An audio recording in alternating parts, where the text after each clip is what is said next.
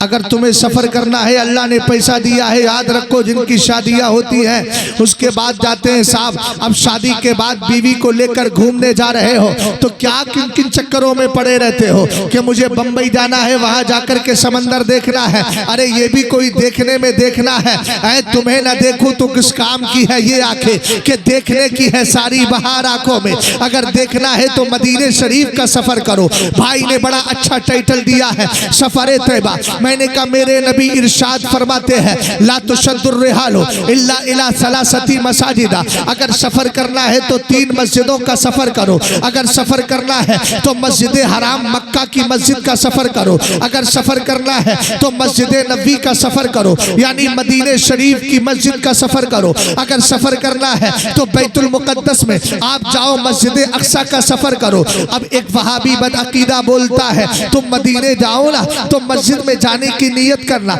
हुजूर के रोजे की नियत मत करना। हमने कहा क्यों जालिम? कहने लगा इसलिए कि सरकार ने फरमाया सफर करना है तो 3 जगह का करो, मस्जिद हराम का करो, मस्जिद नबी का करो, मस्जिद अक्सा का करो। नबी के रोजे का तस्करा ही नहीं है। मैंने कहा अच्छा एक बात बता, जरा तवज्जो करना बेटा, मोबाइल थोड़ी जेब में रख ले।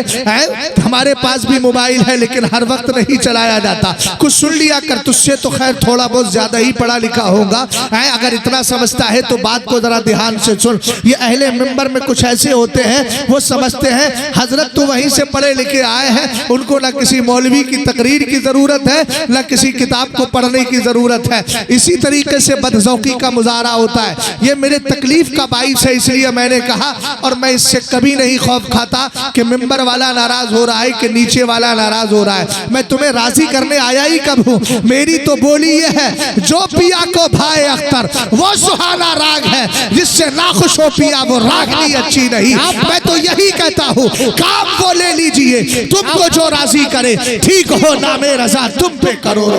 क्या नारे तकबीर, नारे रिसालत। हजरत अल्लामा मुफ्ती शहजाद आलम रज़वी बस्ती बस्ती करिया करिया खलीफे सरकार ताजुल शरिया कहने लगा मदीने शरीफ जाओ, सरकार के रोजे की नियत मत करना। मैंने कहा क्यों? बोले 3 मस्जिदों का तस्करा है। अब मैं बहुत आपको करीब कर रहा हूं बात के। मैंने कहा क्यों? बोले 3 मस्जिदों का तस्करा है। मैंने कहा 3 मस्जिदों का तस्करा है क्यों ये बता। बोले असल में मस्जिद हराम में नमाज पढ़ने से 1 लाख का सवाब मिलता है। तो बोले इसलिए मक्का शरीफ में जाओ तो नियत करो कि मस्जिद हराम में जाके नमाज पढ़ना। तवज्जो कीजिएगा, मोहतमिर साहब जो उम्रे का इरादा रखते हैं उनको अरबी में मोहतमिर बोलते हैं, समझ गए? उसके आगे सुनिए जरा, जुमले पे गौर कीजिए। हमने कहा आगे, बोले मस्जिद नबवी में 50,000 का सवाब मिलता है। मैंने कहा आगे, बोले मस्जिद अक्सा 1,000 का सवाब मिलता है। मैंने फिर पलट के पूछा एक बात बताओ, ये तीनों मस्जिद है ना? बोले हाँ। मैंने कहा मस्जिद होने के एतबार से, मस्जिद होने की हैसियत से इनमें इतना सवाब मिलता है? तो अगर मस्जिद होने की वजह से इनमें इतना सवाब मिल रहा है तो फिर एक बात मुझे बता, तेरे मोहल्ले में जो मस्जिद है मुझे 50,000 का सवाब दिलवाएगा? लटूरी की मस्जिद में चला जाऊं, जनाबे हाफिज़ो कारी नसीम बरकाती साहब के पीछे नमाज पढ़ लूं, क्या मुझे 1 लाख का सवाब दिलवाओगे? कहेंगे हजरत यार कैसी बातें कर रहे हैं, आज तक तो पढ़ा लिखा समझते थे, अब आप कैसे अनपढ़ों की बातें कर रहे हैं। मैंने कहा चलो हाफ कर लेते हैं, 50-50 से काम चलेगा। कहने लगे मतलब? मैंने कहा 50,000 का दिलवा दो। बोले नहीं भाई। मैंने कहा अच्छा ऐसा करते हैं 99% हटा के 1% 1,000 का सवाब दिलवा दो। बोले ये भी नहीं हो पाएगा। तो मैंने कहा यार वहाबी तो कह रहा है इन मस्जिदों में 50,000 का है, इसमें 1 लाख का है, और ये है भी, ये वहाबी ही की बोली नहीं, ये शरीयत का कानून भी है। लेकिन वहाबी शरीयत की बोली बोलने के बाद हमारे सुन्नियों के जहन को डाइवर्ट करता है ताकि उसको दिखाए शहद पिलाए जहर। इसलिए मैं आपको समझाना चाहता हूँ। मैंने कहा अच्छा एक बात ये है, अगर मस्जिद होने की वजह से सवाब मिल रहा है तो मस्जिद तो लटूरी के अंदर भी है। कहेंगे ना 1 लाख का सवाब है, ना 50,000 का सवाब है, ना 1,000 का सवाब है। हमने कहा कितने का है? कहा अगर जमात से पढ़ लोगे 27 का है और बगैर जमात के पढ़ोगे 1 का है। मैंने कहा अब इस वहाबी को जवाब दे रहा हूँ, अबे बदअकीदा याद रख, अल्लाह ताला ने मस्जिद हराम के अंदर 1 लाख का सवाब इसलिए रखा है कि उस मस्जिद में मदीने वाले के कदम पड़ गए हैं, मदीने वाले तशरीफ लेकर के आए हैं। मस्जिद नबी में 50,000 का सवाब इसलिए मिल रहा है कि वहां मुस्तफा ने उस मस्जिद को अपने हाथों से बनाया है, नबी का कदम वहां पर गया है। और मस्जिद अक्सा में 1,000 का सवाब इसलिए मिल रहा है कि मेरे नबी ने मेराज की रात वहां नबियों की इमामत फरमाई है। पता चला मस्जिद नबी के अंदर 50,000 का सवाब यूं ही नहीं मिलता, नबी के कदमे नास की वजह से मिलता है। इसका मतलब यह है हम जाएंगे तो नबी के रोजे की नियत करेंगे और मस्जिद में नमाज पढ़ने की भी नियत करेंगे, इसलिए कि मस्जिद का सवाब किसी और की बुनियाद पर नहीं, अगर है तो मुस्तफा के कदमे नास की बुनियाद। क्या बात है, जिंदाबाद। साहबे का नाम तक ना लिया, तैबा ही कहा। अच्छा एक बात और, एक हदीस सुना रहा हूं, बदअकीदा लोगों से पूछिएगा। इनके मौलवी ने लिखा है, इब्ने तैमिया ने, बहुत बड़ा मनहूस आदमी था। अच्छा ये होते ही मनहूस है, समझ गए ना? अगर मनहूस ना हो तो सुन्नियत से बाहर क्यों जाए? अच्छा आज तक कोई सुन्नी मनहूस हुआ है? सुन्नी और मनहूस दोनों एक साथ जमा हो ही नहीं सकते, और जहां मनहूस पाया जाए वो सुन्नी होगा ही नहीं, और जहां सुन्नी होगा वो मनहूस होगा ही नहीं। समझ गया ना? आग पानी दोनों एक साथ जमा नहीं होते। अल्हम्दुलिल्लाह सुन्नियत नहूसत को हटाती है, बरकत को लेकर के आती है। हाँ लेकिन शरीयत के मुताबिक काम करना चाहिए। हाथों में ये सब पहने पाने लोग बैठे रहते हैं, इन सब को नहीं पहनना चाहिए, सब जायज़ नहीं है शरीयत में, सब गुनाह का काम है। समझ गए ना? और अजमेर शरीफ का डोरा है कि फला जगह का डोरा है, समझ गए ना? ये डोरा नहीं है, नपोरा है। 2 बार आ गया, इसलिए समझ लेना इसको। ये डोरे ओरे कुछ नहीं है, बस सिर्फ कमाई का धंधा है। और आप लोग सिर्फ निस्बत की बुनियाद पर, अभी निस्बत है वैदा ज़ुक्किरू बिआयात रब्बिहिम लम यखिर्रू अलैहा सुम्मन व उम्याना। कुरान कहता है अल्लाह के जो बंदे हैं ना, जब उनको अल्लाह की आयतें याद दिलाई जाती है तो वो औंधे और बहरे और गूंगे होकर पढ़ते नहीं है। अल्लाह ने अक्ल भी दी है ना, क्या इस्तेमाल करना है क्या इस्तेमाल नहीं करना है। बात समझ गए ना? तवज्जो है? सर हिलाते रहो, सुभान अल्लाह मत बोलना, गुनाह हो जाएगा ना। हाँ अल्लाह के बंदो यार, कितनी बार आदमी से कहा जाएगा अक्लमंद रहा, इशारा काफी। हमने तो ये पढ़ा था अक्लमंद के लिए इशारा काफी होता है, यहाँ पर बार बार कहने के बाद भी काफी नहीं हो रहा। अरे भाई दे एक बार नहीं, मैं लाख बार सुभान अल्लाह कहलवाऊं तो कोई गुनाह थोड़ी करवा रहा हूँ, सवाब ही तो करवा रहा हूँ। मुझे मालूम है तुम लोगों में कुछ ऐसे भी होंगे जो शादियों में डीजे ला करके और नाचते गाते होंगे, तो वो गुनाह करते हैं। पैसा दे के मैं फ्री में नेकी करवाना चाहता हूँ, नहीं करोगे? अब तवज्जो फरमाइएगा, अगर कोई ये कहे कि मुस्तफ़ा करीम अलैहिस्सलाम की बारगाह में जाओ, नियत ना करो। हमने कहा सुन, हजरते नुबैहा इब्ने वहाब क्या फरमाते हैं? बेटा इसको रहने दे, डिस्टर्ब मत कर। हजरते नुबैहा इब्ने वहाब रदी अल्लाह ताला अन्हु इरशाद फरमाते, एक दिन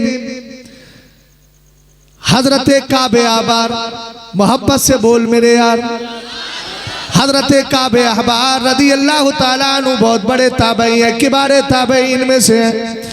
ये एक दिन हजरत आयशा सिद्दीक़ा, मेरी और आपकी माँ, मेरी और आपकी माँ, मेरी और आपकी माँ उम्मुल मोमिनीन आयशा सिद्दीक़ा रदी अल्लाह ताला अन्हा की बारगाह में गए। आओ बताता हूँ कौन उम्मुल मोमिनीन है। हजरत आयशा सिद्दीक़ा की बारगाह में एक दिन अब्दुल्लाह इब्ने अब्बास मिलने के लिए आए। आपने फरमाया इन्नी अजिदु गम्मन व करबन व इन्नी मुशफ़िक़तुन मिम्मा अख़ाफ़ु अलैहि। अब्दुल्लाह इब्ने अब्बास से कहना आज मुझसे ना मिले, आज मुझे क़यामत की याद आ गई है। आज मैं क़यामत की हौलाकियों को याद करके खौफज़दा हो गई हूँ, गमज़दा हो गई हूँ। हज़रत अब्दुल्लाह इब्न अब्बास ने कहा कसम खुदा की मैं मुलाकात किए बगैर नहीं जाऊँगा। आपने इसरार पर इसरार देखा, इजाज़त दे दी, अंदर आई। आने के बाद कहा आप मुझे मना क्यों कर रही थी? हज़रत उम्मुल मोमिनीन आयशा सिद्दीक़ा ने फरमाया आज मुझे क़यामत की याद आ गई थी इसलिए मैं गमज़दा थी। तब हज़रत अब्दुल्लाह इब्न अब्बास कहते हैं सुने सुने समय तो रसूलुल्लाह सल्लल्लाहु तआला अलैहि वसल्लम यक़ूल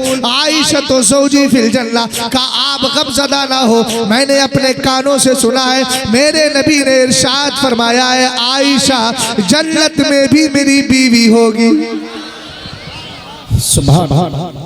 हजरत आयशा सिद्दीक़ा को इसी की फिक्र थी।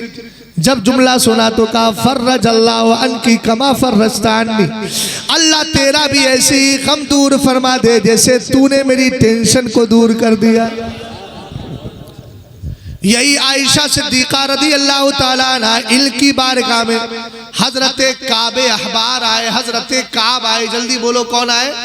हजरत काबे अहबार आए मुलाकात करने के लिए। फरमाते हैं फ़ज़करू रसूलल्लाह सल्लल्लाहु तआला अलैहि वसल्लम। जितने लोग वहाँ बैठे थे सबने मदीने वाले का तस्करा छेड़ दिया। कहते हैं अब मेरी बारी आई तो मैंने भी अर्ज किया क्या कह रहे हैं? पीछे ना देख भाई, इधर देख, पीछे ना देख, काली बनियान क्या हो गया? इधर देखिए, उधर देखने की जरूरत नहीं। मेरे नबी अलैहिस्सलाम के आशिक हजरत काबे अहबार फरमाते हैं मा मिन यौमिन यतलु इल्ला नज़ला सबऊना अल्फम मिनल मलाइका हत्ता यहफ़्फ़ू बिक़ब्रि रसूलिल्लाह यदरिबूना बिअजनिहतिहिम व यसल्लूना अला रसूलिल्लाह सल्लल्लाहु तआला अलैहि वसल्लम। उन्होंने फरमाया सुनो सुनो, जब सूरज निकलता है और जब आपका दिन आता है, रात चली जाती है, हर सुबह के वक्त अल्लाह की बारगाह से 70,000 फरिश्ते मेरे नबी की बारगाह में आते हैं। क्या बात है, सुभान अल्लाह। ड्यूटी क्या है जरा इस पर आप गौर कीजिएगा। हत्ता यहफ़्फ़ू बिक़ब्रि रसूलिल्लाह, वो आने के बाद मेरे नबी की कब्र को चारों तरफ से घेर लेते। ऐसे नहीं यार, मोहब्बत से बोलो, जोर से बुलंद आवाज़। हत्ता यहफ़्फ़ू बिक़ब्रि रसूलिल्लाह, मेरे नबी अलैहिस्सलाम की कब्र को चारों तरफ से घेर लेते हैं। आला हजरत कहते हैं हर चरागे मज़ार पर कुदसी, हर चरागे मज़ार पर कुदसी कैसे परवाना वार फिरते हैं। मेरे नबी अलैहिस्सलाम की बारगाह में अब वो फरिश्ते आते हैं, चारों तरफ से मेरे नबी की कब्र को घेर लेते हैं। अब अगले जुमले पर आपकी मुकम्मल तवज्जो चाहूँगा, पूरी तरीके से क्लियर कीजिएगा, इस बात को ज़हनो दिमाग में बिठाइए। सरकार की बारगाह में आने के बाद यदरिबूना बिअजनिहतिहिम, वो सब के सब अपने नूरानी परों को नबी की कब्र से टच करते हैं।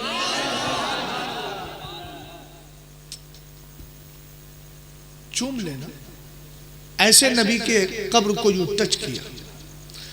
हमने कहा फरिश्ता तो नूर वाला है,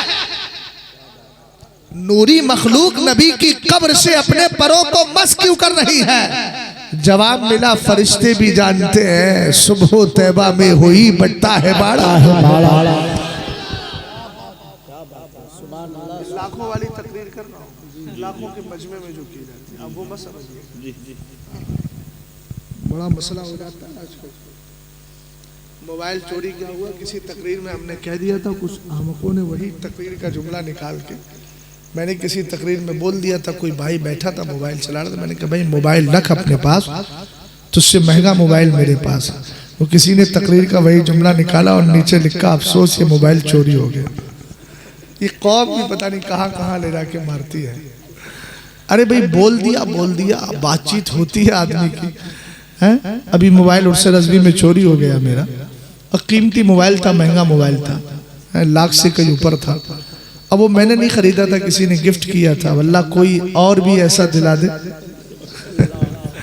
वो किसी ने गिफ्ट कर दिया था, वो मैंने ले लिया। अब मैंने किसी तकरीर में जुमला बोल दिया, इत्तेफाक से उर्से रजवी में चोरी हो गया मोबाइल।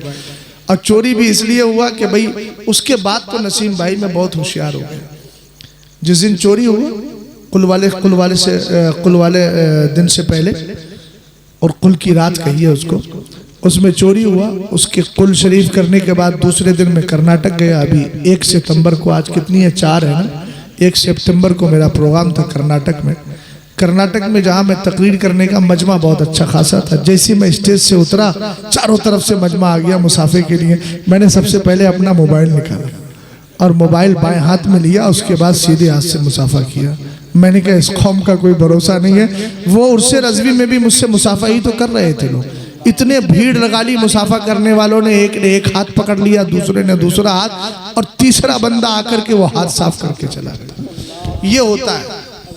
इसलिए भाई अब मुसाफे भी बड़ी होशियारी से करना पड़ेंगे, वरना इतना बड़ा नुकसान। हम तो कौम को अपना खैरखा समझते हैं, लेकिन ऐसी खैरखाई, समझ गए। मोबाइल लगता रहा, मैं लगाता रहा। मैंने मैसेज किया, अरे भाई एक आलिम का मोबाइल है, दे दे यार। उसको कोई फर्क नहीं पड़ा। थोड़ी देर में उसने पिन डाल करके उसकी सिम निकाल के बाहर कर दी, मोबाइल बंद हो गया। समझ गए। लेकिन एक बात बताऊं मैं आपको, मैं कल ही अपने घर में बैठा था, मेरी वालदा भी थी।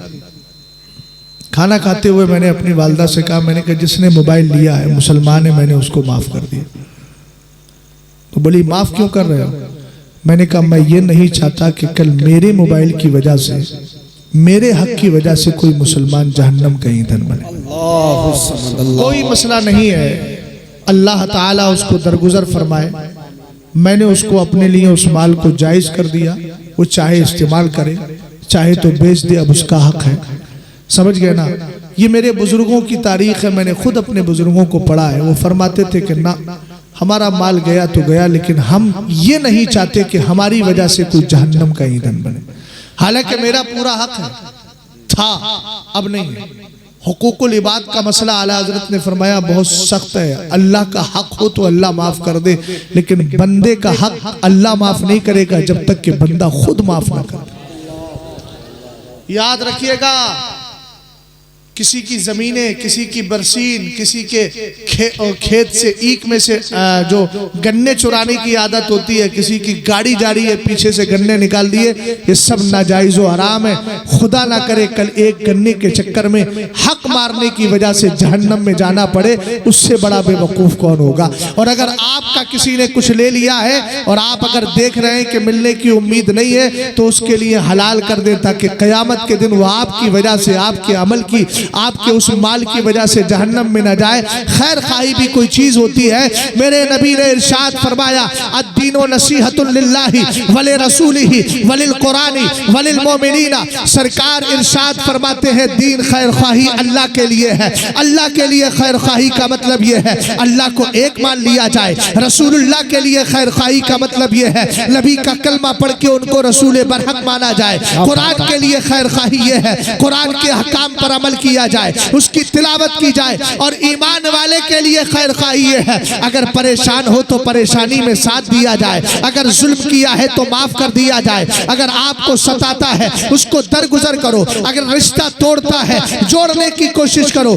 मेरे नबी इरशाद फरमाते हैं, सिलमन कतअक वाफु अम्मन ज़लमक, जो तुझसे रिश्ता काटे तू उसको जोड़ ले, जो तुझ पर जुल्म करे तू उसको माफ कर। याद रखना, माफ करने वाला छोटा नहीं होता है, बल्कि माफ करने वाला जालिम से बड़ा होता है। इसलिए कि जुल्म का बदला लेना बहुत सारे लोगों को आता है, और जुल्म का बदला लेकर नफ्स को खुश किया जाता है। लेकिन माफ कर दिया जाए तो नफ्स को खुशी हो या ना हो, लेकिन रब्बे कदीर राजी हो जाया करता है।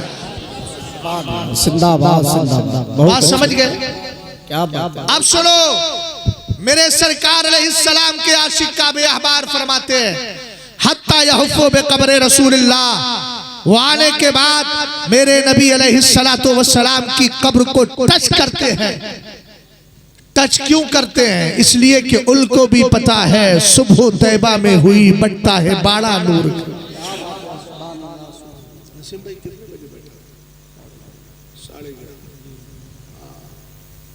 अभी बस 40 मिनट होने वाले हैं। हाँ, 20 मिनट और बोल देता हूँ अगर इजाजत देंगे तो। वल्ला फला, अल्लाह कर दे तेरा भला। 20 मिनट और दे दिए। अखिल भाई ऐसे दे रहे हैं जैसे वाकईतन मुझ पे सदका कर रहा है। अल्लाह ताला सलामत रखे हमारे अकील भाई पे। और नसीम भाई भी ऐसे समझ रहा है जैसे कि मतलब फर्ज वाजिबी था, ज़कात थी, उसकी अदायगी हो रही। अल्लाह सलामत रखे। नहीं कोई बात नहीं, मोहब्बत में बोल रहा हूँ। अब आप तो उसको दिल पे ना लीजिए। ये मेरे सब बहुत पुराने ताल्लुकात के गहरे लोग हैं, आप इसको कुछ ना समझिएगा। ये हमारे सब अपने हैं और ऐसे मौके बहुत कम मिलते हैं। अब इन हजरात के पास तो मुलाकात करने के लिए बहुत दिनों के बाद हमारी मुलाकात हुई है। तो मुलाकात हुई है तो जाहिर सी बात है कुछ मोहब्बत के जुमले इनसे भी तो बोल दूं। भाई बात सही है कि नहीं? हाँ, किसी शायर ने कहा सारी दुनिया को नींद आ गई, उनका दीवाना बेदर्द है। सारी दुनिया को नींद आ गई, उनका दीवाना बेदार है। आप ही फैसला कीजिए, कौन जन्नत का हकदार है। मेरे नबी अलैहिस्सलाम की बारगाह में फरिश्ते आते हैं। आने के बाद आपकी कब्र को घेर लेते हैं और उसके बाद नबी अलैहिस्सलाम की कब्र से अपने परों को मस कर देते हैं, टच कर देते हैं। आगे फरमाया वयुसल्लूना अला रसूलिल्लाह, और सब मिलकर मेरे नबी की बारगाह में दुरूदो सलाम पेश किया करते हैं। कब तक चलता है? फरमाया यहाँ तक कि अभी मैं मदीने शरीफ से बाहर नहीं गया हूँ मियाँ, और मदीने शरीफ में भी नहीं हूँ, बल्कि खास कर मदीने शरीफ के खास खित्ता जिसको सरकार की कब्र कहा जाता है, जिसको रोज़े मुस्तफ़ा कहा जाता है, वो ज़मीन जो अर्शे मुअल्ला से भी अफजल है। अभी तो मैं उसी ज़मीन पे हाजिरी दे रहा हूँ, ना मस्जिद नबवी की फजीलत बयान कर रहा हूँ, ना अभी मदीने शरीफ के हुदूद बयान कर रहा हूँ, बल्कि आपको खास खित्ते में लेकर के गया हूँ। मेरे नबी अलैहिस्सलाम के आशिक हजरत काबे आबार फरमाते हैं ये 70,000 फरिश्ते शाम तक रहते हैं। हत्ता इदा अमसू वारजू हबता मिस्लुम फफअलू मिस्ल फसनऊ मिस्ल ज़ालिक। फरमाया ये 70,000 चले जाते हैं, फिर शाम के 70,000 आते हैं, और आने के बाद मेरे नबी अलैहिस्सलाम की बारगाह में फिर नबी की कब्र को घेर लेते हैं। इसीलिए उलमा ने फरमाया अगर वो सारे फरिश्ते लोगों को नजर आने लगे तो हिंदुस्तान ही नहीं दुनिया के और बल्कि मदीने के लोगों को भी कदम रखने की जगह ना मिल जाए। ये तो अल्लाह का एहसान है कि फरिश्तों को छुपा दिया है, जिसकी वजह से हम दीवानों की हाजिरी हो जाती है। वरना 70,000 फरिश्ते अगर वहां आ जाए तो कदम रखने की जगह नहीं मिलेगी। फिर तुम्हारी एंट्री क्या होगी? 70,000 सुबह है, 70,000 शाम है। अब प्यारे जरा गौर करना, मेरे नबी की बारगाह में जो फरिश्ते आ रहे हैं वो मस्जिद नबवी में नमाज पढ़ने नहीं, रियाजुल जन्ना में सजदे करने नहीं, उनकी 3 ड्यूटी बयान की गई। आके नबी की कब्र को घेरते हैं, सरकार की कब्र को मस करते हैं, नबी पे दुरूद पढ़ते हैं। हमने कहा वहां भी अंधे देख तो सही, अल्लाह ताला की मर्जी से 70,000 सुबह आ रहे हैं, 70,000 शाम आ रहे हैं। 1,40,000 फरिश्ते हर दिन नबी की बारगाह में हाजिरी देते हैं और वो नबी के रोजे की नियत करके आते हैं। अरे जब 1,40,000 फरिश्ते हर दिन नबी की बारगाह में नबी के रोजे की हाजिरी की जियारत की निगाह से लज़्ज़त से आए तो हम आशिक नबी की बारगाह में हाजिरी देने की नियत क्यों नहीं करेंगे? हम भी यही कहेंगे दिखा दे या इलाही वो मदीना कैसी बस्ती है जहां पर रात दिन मौला तेरी रहमत बरसती। सुभान अल्लाह, सुभान अल्लाह, जिंदाबाद जिंदाबाद। बहुत अच्छा। और सुनो क्या बात, तवज्जो, मेरे नबी अलैहिस्सलातु वस्सलाम ने एक हदीस में इरशाद फरमाया मक्का और मदीना शरीफ दोनों के लिए। सरकार अलैहिस्सलाम ने फरमाया मम्मा तफी हदिल हरमैन बासहुल्लाहु फिल आमिनीन यौमल क़ियामा। मदीना शरीफ, मक्का शरीफ आप जानते हैं कौन सी जगह है? पैदाइश हुजूर थी मंजूर जिस जगह, सुभान अल्लाह, पैदाइश हुजूर थी मंजूर जिस जगह, रब ने उसी जमीन पे काबा बना दिया। क्या बिल्कुल तकरीर की। अच्छा, रसूल करीम अलैहिस्सलाम के दीवानों तवज्जो करो, इमाम सरकानी को पढ़ो, इमाम कस्तलानी को पढ़ो, बड़े बड़े इमामों का नाम लिया है। उर्दू में कहीं तर्जमा मिल जाए तो पढ़ लेना। इन्होंने लिखा है अल्लाह ताला ने मेरे नबी अलैहिस्सलाम को उसी मिट्टी से पैदा किया है जो मिट्टी काबे की, और काबे की जमीन भी बड़ी है ना, लंबी चौड़ी, उसमें भी उस हिस्से से पैदा किया है जिस हिस्से ने सबसे पहले लब्बैक कहा था। कब? जब अल्लाह ने जमीन से कहा था जमीन वजूद में आ जा, तो सबसे पहले जमीन के जिस हिस्से ने लब्बैक कहा था उसी हिस्से से मुस्तफ़ा करीम अलैहिस्सलाम का खमीर तैयार किया। सुभान अल्लाह। अब एक जवाब मैं आपको दे देता हूँ। अहले इल्म कहेंगे हमने ये पढ़ा है, इंतकाल के बाद आदमी जहाँ दफन होता है मिट्टी भी वहीं की ली जाती है, और सरकार तो मदीने शरीफ में दफन हुए, सरकार का विसाले पुरमलाल मदीने शरीफ में हुआ। आप कह रहे हैं सरकार मक्का शरीफ खाना काबा की जमीन से पैदा हुए हैं, और आप बता रहे हैं और सरकार का विसाल तो मदीने शरीफ में हुआ। इसका जवाब इमाम सरकानी ने, बड़े इमाम कस्तलानी ने बड़े प्यारे अंदाज में दिया। फरमाया हमारा विजदान बोलता है, हमारा यकीन बोलता है, सरकार अलैहिस्सलाम से पहले हजरत नूह अलैहिस्सलाम सदियों सदियों पहले आए थे। फरमाया जब उनके जमाने में तूफान नूह आया था तो अल्लाह ताला ने खाना काबा के उस हिस्से को मक्का से उठा के मदीना पहुंचा दिया। समझ गए? सरकार ने इरशाद फरमाया मक्का या मदीने में से किसी एक जगह में अगर कोई इंतकाल कर जाए तो फरमाया कयामत के दिन उसको कयामत की सख्तियों का कोई टेंशन कोई फिक्र नहीं होगी। कहां मर जाए? मक्का शरीफ या मदीना शरीफ में। मैं हूं सुन्नी, रहूं सुन्नी, मरूं सुन्नी, मदीने में बकीए पाक में बन जाए तुरबत या रसूल अल्लाह। आमीन कहो आमीन। अब एक सवाल कर रहा हूं, हो सकता है उसी सवाल का जवाब देते देते गुफ्तगू पूरी हो जाए। सवाल यह है कि इमाम आली मकाम हजरत इमाम हुसैन कहाँ शहीद हुए, मदीने में या मक्का शरीफ में? अरे बोलो हाफिज साहब, इतना तो पता है, बोलिए ना, मक्का शरीफ या मदीने शरीफ में? अरे ना मक्का शरीफ में ना मदीने शरीफ में, ये भी नहीं वो भी नहीं। कहाँ हुए? करबला शरीफ में। लेकिन क्या बात है यार, सरकार अलैहिस्सलाम जब तक मदीना शरीफ नहीं आए थे लोग उसको यथरब कहते थे। नबी का कदमे नाज पड़ा, लोगों ने मदीना कहना शुरू कर दिया है। और यही कमाल मिला मेरे इमाम आली मकाम सैयदना इमाम हुसैन पाक को।